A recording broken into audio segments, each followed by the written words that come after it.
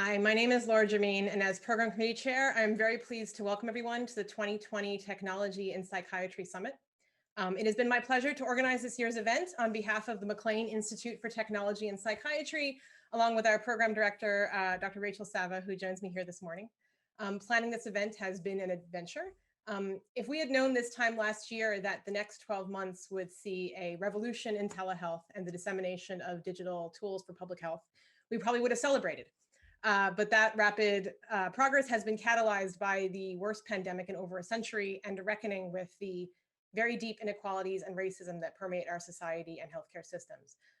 We now sit at a crossroads where our choices as a society about equity, access, and evidence-based public health policy are now more than ever life and death questions. So this meeting was organized around what we felt were some of the fundamental topics in technology and mental health, but with a deep awareness of our current social, cultural, and political moment. So over the course of the next 3 days, we'll be covering topics related to digital mental health and public health today, informatics and neuroscience tomorrow, and then finally algorithmic bias representation inclusion on Friday. We believe this is a moment that's deeply critical and time to turn the magnifying glass inward, lest our drive for progress in mental health technology further exacerbate the problems that the COVID pandemic has made so very, very clear.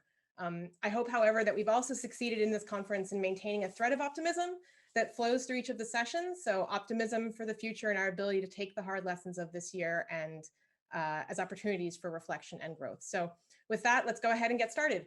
I'd like to thank our leadership at McLean Hospital, particularly Drs. Scott Rausch and Carrie Resler, whose support has made this summit possible from the very first event we organized in 2016 to now. I'd also like to thank the members of our program committee, including Drs. Mona Potter, Ipsit Bahia, Justin Baker, Carrie Resler, Bill Carlizone, Zabina Beretta, Christian Webb, Courtney Beard, Benji Silverman, Robbie Fenster, as well as the folks in the public health and development offices of McLean Hospital. I'd like to thank our sponsors for this year, particularly our gold level sponsors, so the AE Foundation and the Ride for Mental Health, without whom this event would not have been possible. Note the Ride for Mental Health will be signing up participants for their annual ride early in the new year, so that should be something you should check out.